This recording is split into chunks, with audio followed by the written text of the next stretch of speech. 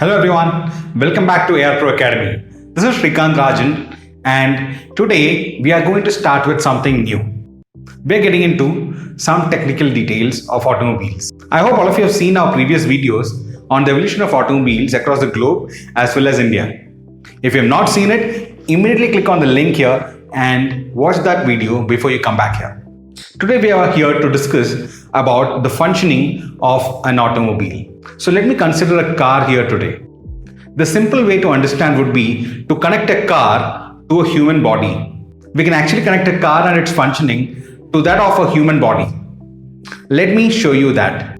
Similar to a human body, we have brain. What does a brain do? Brain helps us think, make decisions. Not only that, all our memories are stored in there, isn't it? Similarly, a car has something called as an ECU or an ECM. All the data about the car is stored in this ECU. It's like a small computer, which is not visible to your eyes. In fact, it is neatly hidden inside the bonnet in some cars or sometimes inside the car. It is the ECU or the ECM in the car that decides how your engine should perform based on the inputs that you give. The inputs like accelerating, braking, all these are functionally controlled by the computer inside the car, which is called the ECM or the ECU. Many times we have heard this word. Many times all of you would have heard people relating a heart to the engine of a car. But I would differ here. What does a heart do? Heart pumps blood through the entire body, isn't it? Similarly, the function of a heart is done in the car by an oil pump. Yes, the engine oil pump. What the engine oil pump does is it pumps the engine oil throughout the engine to ensure that the engine is lubricated perfectly and it functions without any problem. Now comes the engine oil.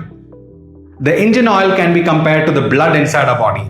So, like I told you earlier, the heart pumps the engine oil. The heart in our case is the oil pump inside the car.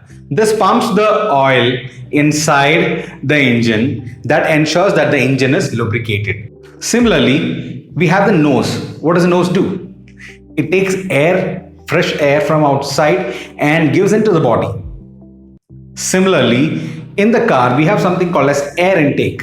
The air intake is mostly kept on the front of the car so that when the car moves forward, the air hits on this intake and it takes inside the engine easily. Now, once the air moves inside the nose, it goes inside our lungs, which helps us filter the air and keeps the required good air inside, and we blow out the unwanted air. Similarly, the air filter inside a car is what functions like the lungs in our body. The fresh air taken through the air intake is filtered and the impurities are taken away, and the fresh air that is a pure air is pumped inside the engine. Now let us talk about the engine. What does the engine do? So engine of a car can be directly connected to our stomach. So what does the stomach do? It takes in the food and performs the digestion function so that it can release energy into our body. Similarly, the engine takes its food. So what is the food now for the engine? Of course, the food for the engine is petrol or diesel. So the petrol or the diesel is taken into this engine and the digestion process takes place, which in turn gives out energy to the car. This energy in car is measured using units like horsepower and Newton meter, which is nothing but power and torque. I will explain you about the difference between power and torque in future videos. So once the digestion is over and the energy is released into the body, what next? Of course, the unwanted waste is secreted out, is it not? Similarly, in the engine, once the fuel goes inside and the burning takes place, after that, the unwanted waste is sent out through the exhaust. Then we have our hands and legs. What does it do? It is used to grip on something or for movement, is it not? Similarly, on cars, we have the tires. This helps us give grip as well as movement in the car. Most of the problems on a car can actually be connected to that of a human body. For example, when you have a cold, what happens? Your nose is blocked, you have breathing trouble. That's exactly what happens when the air filter in the car gets choked because of dust. That is the reason we say in places where we have lot of dust, it is better to frequently clean your air filter. Similarly, what happens when you dip in a pool? You can't breathe, right? When the water fills up and your nose is submerged in water, you can't breathe.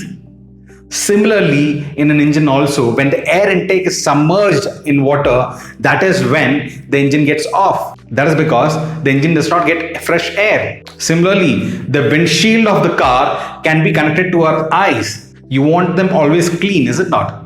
Only when the windshield is completely clean can we actually get good visibility. Similarly, the function that supports your visibility here is the headlights in the car. So team, that was a very brief explanation on how a car functions.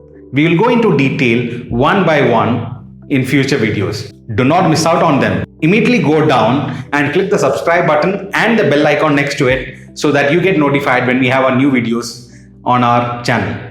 So this is Srikanth Rajan signing off until we meet in our new video. Goodbye.